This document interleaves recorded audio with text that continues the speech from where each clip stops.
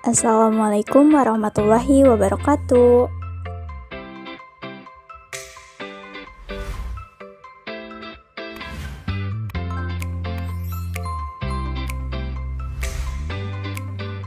Perkenalkan, nama saya Isfadila Nur Azahra dengan NIM 2004197 dari Program Studi Ilmu Ekonomi dan Keuangan Islam, Fakultas Pendidikan Ekonomi dan Bisnis, Universitas Pendidikan Indonesia.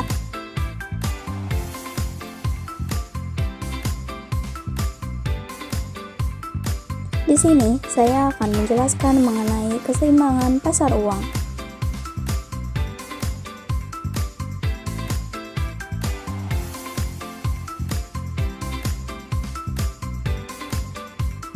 Apa itu pasar uang?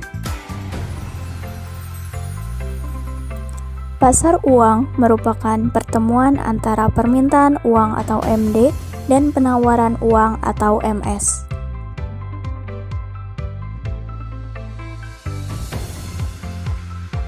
Pada pasar uang, ketika penawaran uang dan permintaan uang bertemu, akan menjadi penentu harga atau nilai dari uang.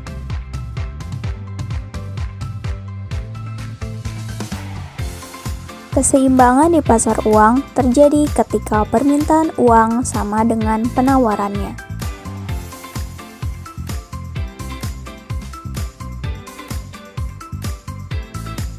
Di dalam analisa Keynes, permintaan akan uang oleh masyarakat dipengaruhi oleh 3 motif. Yang pertama yakni motif transaksi atau LT, di mana ketika kita melakukan sebuah transaksi pada kehidupan sehari-hari untuk membeli makanan, minuman, baju, dan lain-lain.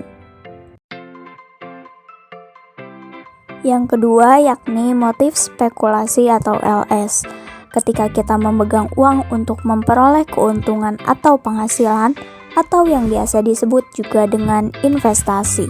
Misalnya ketika kita membeli surat berharga seperti obligasi, harapannya ada penambahan dari nilai uang tersebut.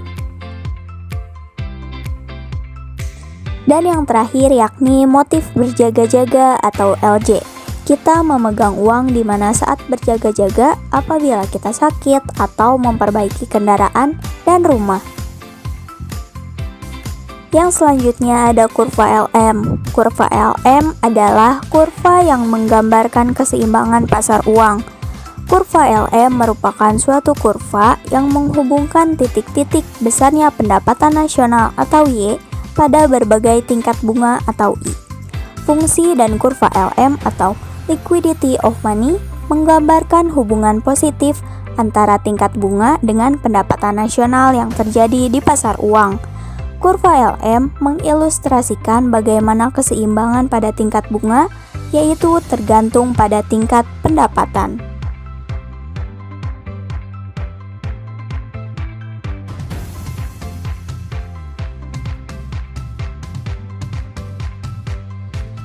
Pada kurva ini dijelaskan bahwa permintaan uang berhubungan negatif dengan tingkat suku bunga dan berhubungan positif dengan pendapatan, di mana ketika tingkat suku bunga semakin tinggi, maka permintaan uang real akan semakin berkurang. MS ini tegak lurus karena menunjukkan penawaran uang yang beredar sudah ditetapkan oleh pemerintah.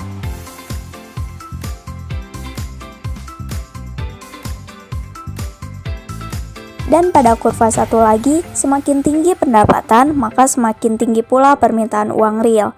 Dari kurva ini bisa dilihat bahwa keseimbangan pasar uang sedang terjadi.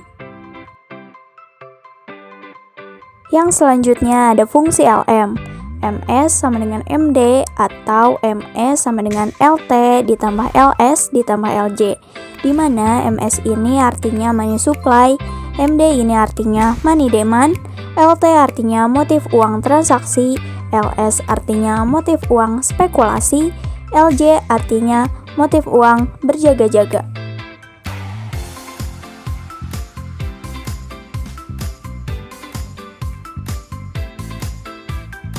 Lalu ada contoh, diketahui MS sama dengan 400, MD sama dengan 200 dikurang 100I ditambah 0,5Y.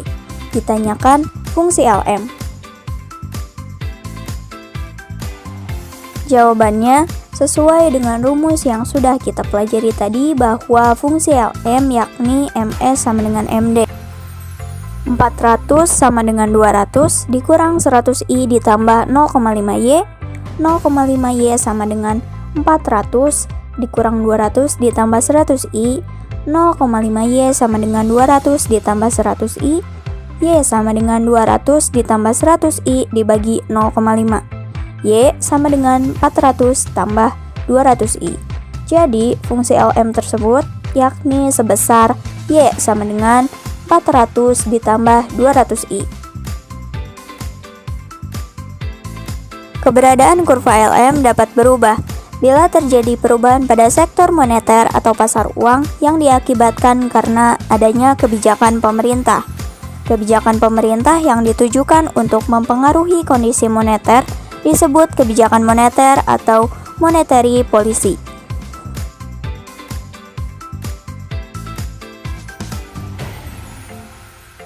Variabel ekonomi yang digunakan untuk mempengaruhi kondisi moneter adalah melalui jumlah uang beredar dan tingkat bunga.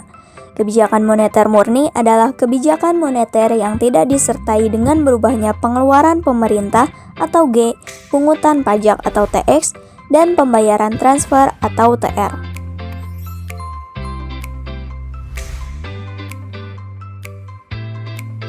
Seperti halnya kebijakan fiskal atau sektorial, kebijakan moneter memiliki dua sifat kebijakan, yaitu kebijakan yang bersifat ekspansif dan kontraktif. Kebijakan yang bersifat ekspansif memiliki dampak pada peningkatan pendapatan, dan sebaliknya, kebijakan moneter yang bersifat kontraktif berdampak pada penurunan pendapatan.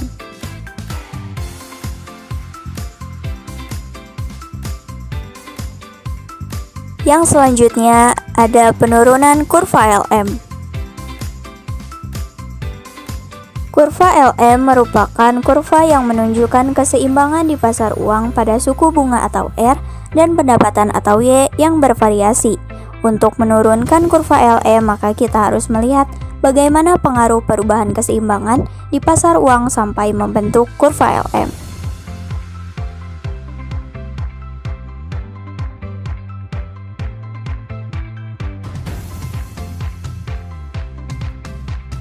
Perhatikan panel A. Diasumsikan suku bunga pada suatu perekonomian awalnya sebesar R1.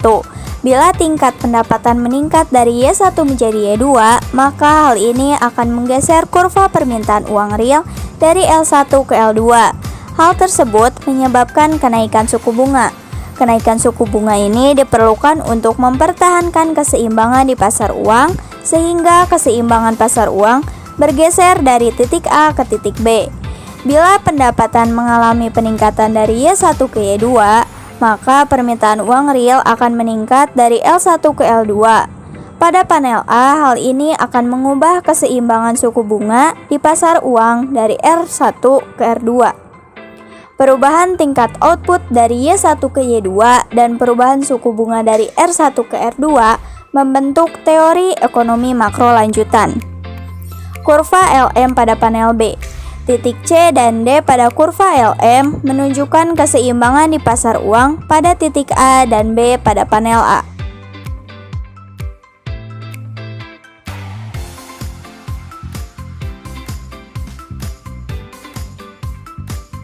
Sekian dari saya, mohon maaf apabila ada kesalahan. Terima kasih. Wassalamualaikum warahmatullahi wabarakatuh.